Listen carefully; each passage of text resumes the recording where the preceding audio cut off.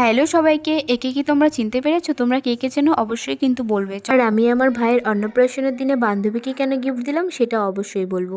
চলো তাহলে বলি সেদিন কি কি হয়েছিল। তো এটা কিন্তু সকালবেলার নয়, এটা কিন্তু দুপুরবেলা ওকে স্নান করিয়ে দেওয়া হচ্ছিল।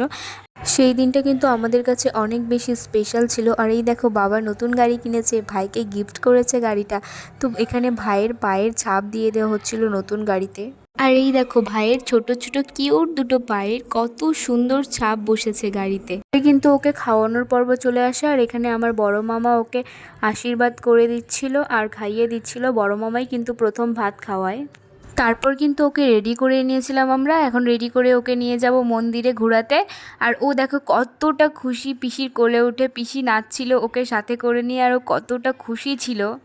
তারপর কিন্তু আমরা সবাই মন্দির থেকে এসে নাচানাচি শুরু করে দিই, আমার বান্ধবীরা সবাই মিলে একসাথে। তো তারপরেই কিন্তু আমি আমার বেস্টিকে সারপ্রাইজ দিতে যাই। তোমরা নিশ্চয়ই বুঝতেই পেরেছো কি হতে চলেছে ওর সাথে। তো আজকে হচ্ছে ওর বার্থডে। ও কিন্তু বুঝতেই পারেনি যে ওকে সারপ্রাইজ দেওয়া হবে এমনভাবে। তারপর কেক টেক আমরা কেটে নিই। তারপর ওকে আমি একটা ছোট্ট উপহার দিয়ে দিই, যেটা ছিল ফটো ফ্রেম, আমাদের দুজনের সুন্দর সুন্দর কিছু ছবি, যেটা পেয়ে ও ভীষণ খুশি হয়ে গেছিলো। তারপর রাতের বেলা রেডি হয়ে নিয়েছিলাম, আর রেডি হয়েই নাচ করতে শুরু করে দিয়েছিলাম আমি। তারপরে কিন্তু আমাদের বাড়িতে চলে আসে শুভ, আর ও কিন্তু এখানে কফি খাচ্ছিল। ওকে কি তোমরা চেনো? ও কিন্তু অনেক ফেমাস একটা ইউটিউবার। আর তার সাথে এসেছিল লিটন দা, যে হচ্ছে শুভর ক্যামেরাম্যান।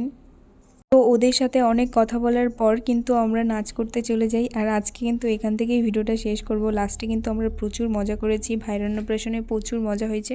তো তোমাদের ভিডিওটা কেমন লাগলো অবশ্যই কিন্তু জানাবে।